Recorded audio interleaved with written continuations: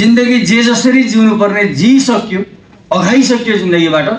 तर अहिले प्रविधिका अनेक कुरा आएर यो सबै अघाएपछि के आयो 70 वर्ष पटेको अनुमान गर्नुहोस् सबैजनाले। पहिले बिहेको निम्तो गर्दै महिना दिन अघि हिँडिन्थ्यो। पहिले बिहेको निम्तो गर्दै महिना दिन अघि हिँडिन्थ्यो। 5-7 दिन अघिबाटै सुपारी काट्न भिडिन्थ्यो। एक पुडको सुपारी एउटा ल्वाङ मरिच बिना निम्तो मानिँदैन थियो। घोरले खसी 20-25 भन्दा कमको हानिँदैन थियो। चिनेका आफ्ना मात्रै भेला भइन्थ्यो। चिनेका आफ्ना मात्रै भेला भइन्थ्यो। मोटरको त कुरै थिएन, पैदल जन्ती गइन्थ्यो। बाबुआमा नै बुहारी छान्थे, उनीहरू नै ज्वाइँ छान्थे। जुन घरमा कुरा भयो छोराछोरी त्यहीँ जान मान्थे। बोल्ने चल्ने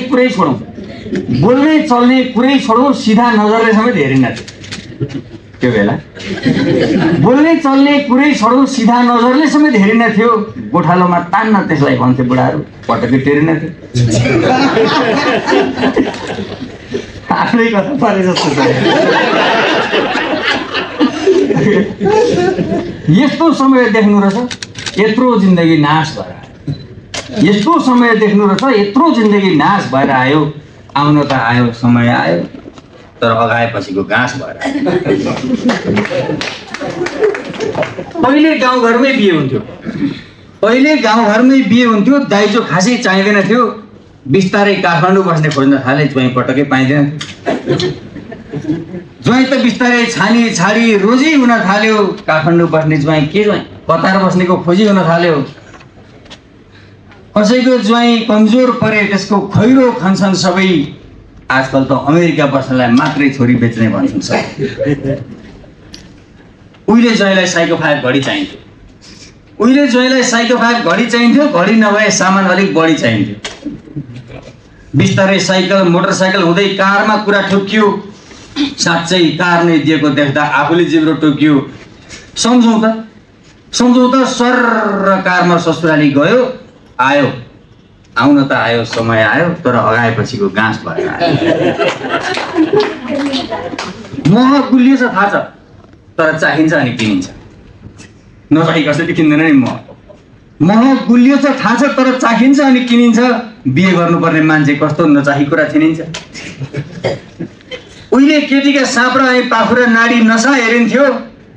राहु कता केतु कता मिलाएर ग्रह दशा हेरिन्थ्यो। कति सजिलो बिहे अहिले, न त जग्गे पुरोहित चाहिन्छ।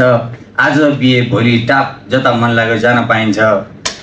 बिहे गर्यो श्रीमती ल्यायो, बलात्कार भन्दै चौकी पठायो। छोडपत्रको मुद्दा हाल्यो, आधा सम्पत्ति गममै ठटायो।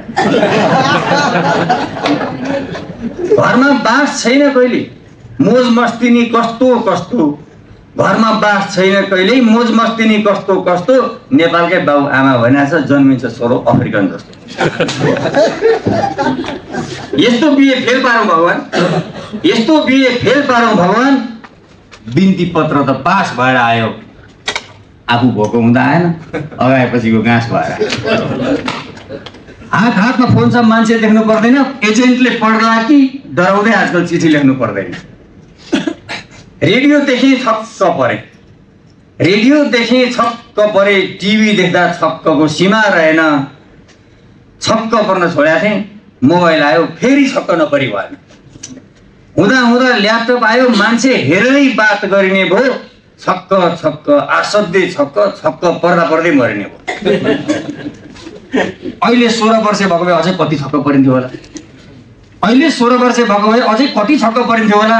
यो भाँडोमा मान्छे बोलाएर कति बात गरिन्थ्यो होला। व्यर्थै उमेरले डाँडो काट्यो। जिन्दगी नाश भएर आयो। आउन त आयो, के आयो, तर अगाएपछिको घाँस भएर आयो।